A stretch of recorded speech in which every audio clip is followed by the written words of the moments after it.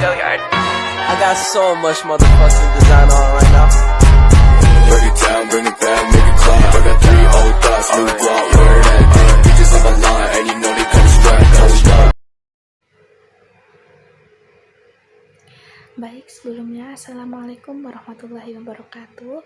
Perkenalkan, saya Sinda Oktaviani dengan NIM 2100005175. Di sini saya akan menjelaskan materi terkait kelompok 6, yaitu organisasi dan implementasi kurikulum. Jadi, dalam materi organisasi dan implementasi kurikulum ini memiliki 5 subtema.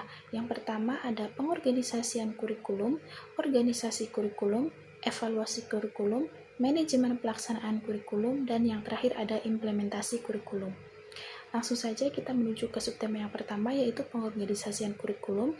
Di sini memiliki 3 cabang, yaitu ada perencanaan kurikulum, implementasi kurikulum, dan juga evaluasi kurikulum. Nah, selanjutnya kita akan menuju ke subtema yang kedua. Di sini ada organisasi kurikulum. Seperti yang bisa kita lihat di atas, organisasi kurikulum itu memiliki 2 cabang ya. Yang pertama ada struktur program kurikulum.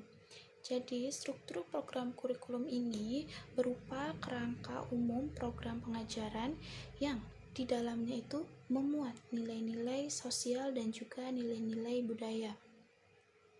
Untuk cabang yang selanjutnya yaitu ada pola atau desain bahan kurikulum. Jadi, pola atau desain ini digunakan siswa untuk mempermudah dalam proses belajar. Move on dari subtema yang kedua, kita lanjutkan ke subtema yang ketiga. Di sini ada evaluasi kurikulum. Dapat dilihat pada mind map di atas bahwa evaluasi kurikulum ini memiliki 4 cabang ya. Cabang yang pertama ada masalah dan dalam evaluasi kurikulum.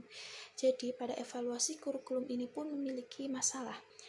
Masalahnya terdapat pada pengukuran randomisasi intervensi dalam pendidikan. Yang selanjutnya ada untuk cabang yang kedua ada evaluasi, cabang yang ketiga ada organisasi. Di sini organisasi menjerumus pada monitoring, dan yang terakhir di cabang terakhir ada perencanaan. Jadi perencanaan ini itu menjerumus pada pelaksanaan pada evaluasi kurikulum tersebut. Selanjutnya untuk subtema yang keempat, di sini ada manajemen pelaksanaan kurikulum. Bisa dilihat pada mind map di atas bahwa manajemen pelaksanaan kurikulum ini hanya memiliki 1 cabang. Cabangnya itu ada keahlian managing, di mana keahlian managing ini adalah kemampuan dalam pengorganisasian kurikulum. Selanjutnya kita menuju ke subtema yang terakhir dari materi organisasi dan implementasi kurikulum. Di sini ada implementasi dari kurikulum tersebut. Jadi implementasi kurikulum ini pelaksanaan kurikulumnya berfokus pada sekolah, dan kurikulum ini direalisasikan dalam proses belajar mengajar di sekolah tersebut.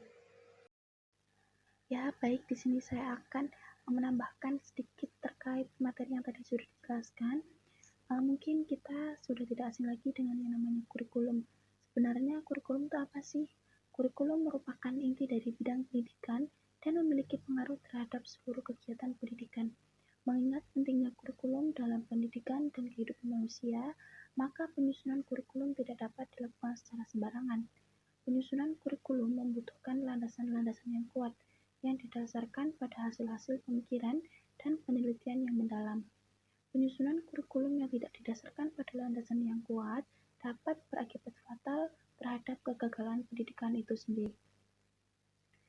Di sini saya akan menyebutkan beberapa landasan-landasan pada kurikulum.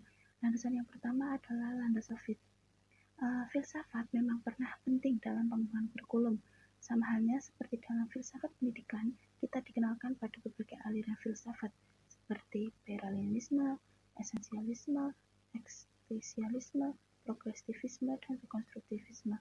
Dalam pengembangan kurikulum pun senantiasa berpijak pada aliran-aliran filsafat tertentu, sehingga akan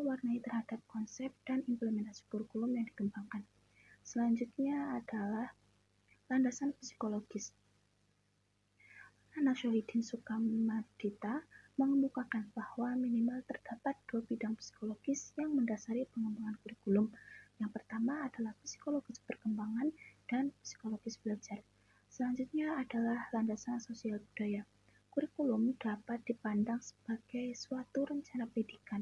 Sebagai suatu rencana, kurikulum menentukan pelaksanaan dan hasil pendidikan.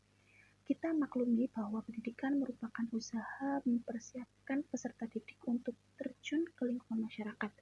Pendidikan bukan hanya untuk pendidikan semata, namun memberikan bekal pengetahuan, keterampilan, serta nilai-nilai untuk hidup, bekerja, dan mencapai perkembangan lebih lanjut di masyarakat.